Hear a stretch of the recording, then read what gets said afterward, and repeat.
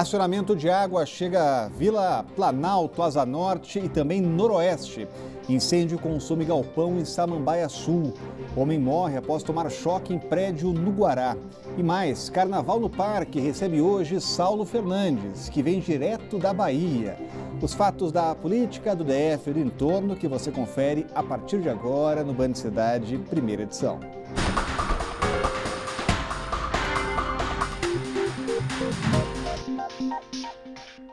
Olá, muito boa tarde a você.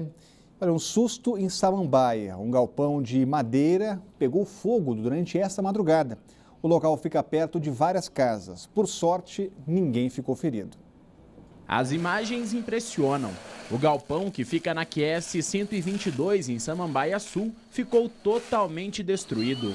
Os bombeiros começaram a combater o incêndio por volta da meia-noite. Só conseguiram apagar o fogo às 4h30 da manhã de hoje. 10 viaturas e mais de 40 militares participaram da operação.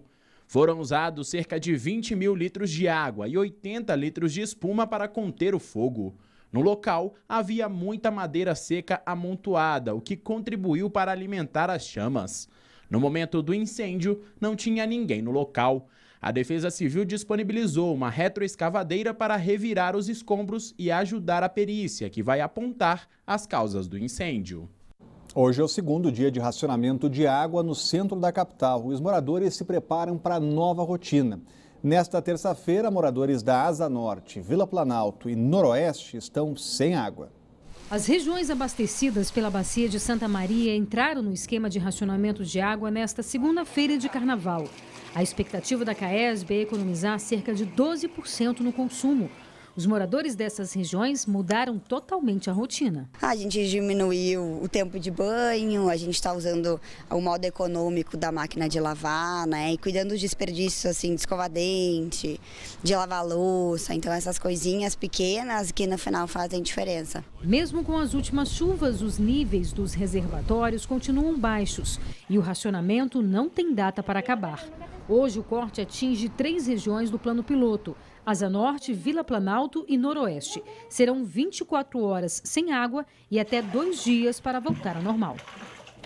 Já nas áreas atendidas pelo reservatório do Descoberto, a falta de água atinge hoje Vicente Pires, Colônia Agrícola Samambaia, Vila São José, Jockey, Santa Maria, DVO, Sítio do Gama, Polo JK e Residencial Santa Maria. São 24 horas sem água. Para saber as cidades de amanhã, acesse o site caesb.df.gov.br. Brasília amanheceu com uma forte neblina que encobriu importantes pontos turísticos da capital. Vários prédios ficaram encobertos, um deles foi o do Banco Central. O fenômeno é consequência do contato entre vapor d'água e ar frio pela manhã. A previsão para hoje é de chuva, com a temperatura variando entre 18 e 26 graus. A umidade deve ficar entre 95% e 40% ao longo do dia. Por causa do tempo encoberto, o aeroporto JK teve de operar por instrumentos no início da manhã. E um avião arremeteu ontem à noite ao tentar pousar no aeroporto de Brasília. De acordo com a companhia aérea Latam, o voo que decolou de Natal, no Rio Grande do Norte, teve de arremeter durante a chegada por causa do mau tempo. Em nota, a companhia afirmou ainda que esse é um procedimento padrão de segurança na aviação.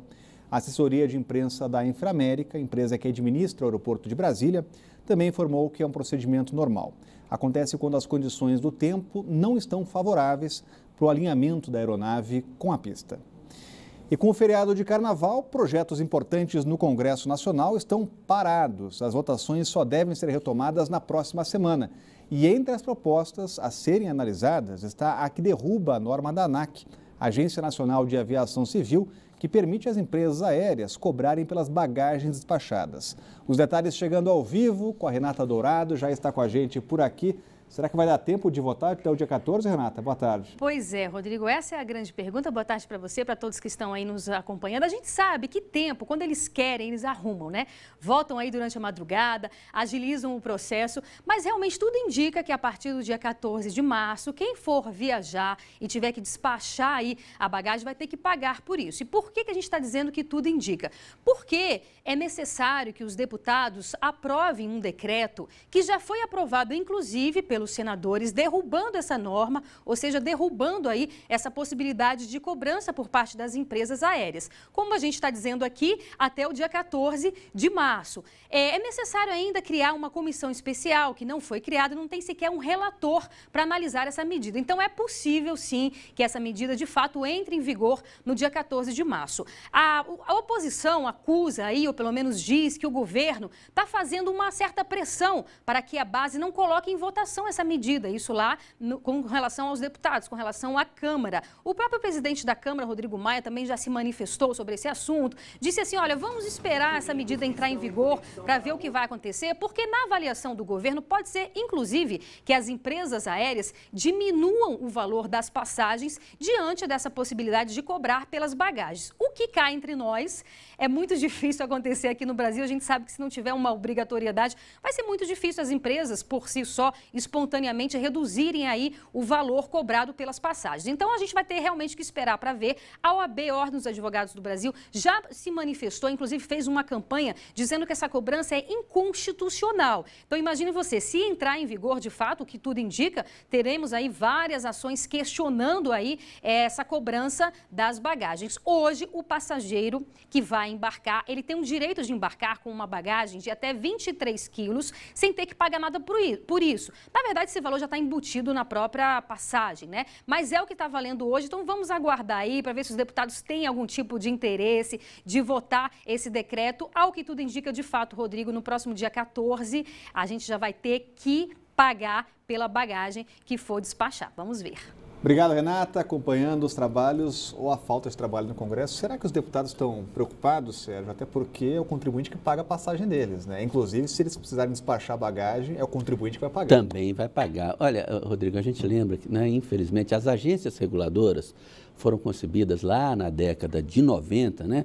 Todas as agências, como a ANAC, a ANEEL, a Anatel, elas foram concebidas como instituições para regular e fiscalizar o mercado no qual atuam, independente do governo, até porque elas precisavam também tirar aquele excesso de regulamentação que sempre foi típico de governo, excesso de normas, de regras, que sempre prejudica qualquer setor na economia. Mas, infelizmente, ao longo do tempo, muitas dessas agências, né, acabaram virando, muita gente pensa assim, muito mais representantes do setor que deveriam fiscalizar do que realmente fiscalizadoras e reguladoras. E isso acontece, inclusive, com a ANAC. Isso aí é um caso típico, é uma vergonha. Quem, em sã consciência, espera que as companhias aéreas brasileiras passem de uma hora para outra, assim, ó, por uma resolução da ANAC, a atuar como se fossem aquelas companhias de baixo custo da Europa e dos Estados Unidos, né? O próprio Paulo Kakinoff, presidente da Gol, numa entrevista hoje ao jornal Estado de São Paulo, ele disse que o que vai diminuir a passagem dele, o preço dele, é a concorrência. Se a concorrência diminuir, ele também diminui. Até porque 50%, ou seja, metade dos custos das empresas aéreas são atrelados ao dólar, quer dizer, dependem do mercado de câmbio, dependem da cotação do dólar. Aí então, Marta, Rodrigo, eu vou apelar então para o Bezerra da Silva, o nosso sambista, ele é que tem a resposta. Sabe quando essas passagens aéreas vão baixar?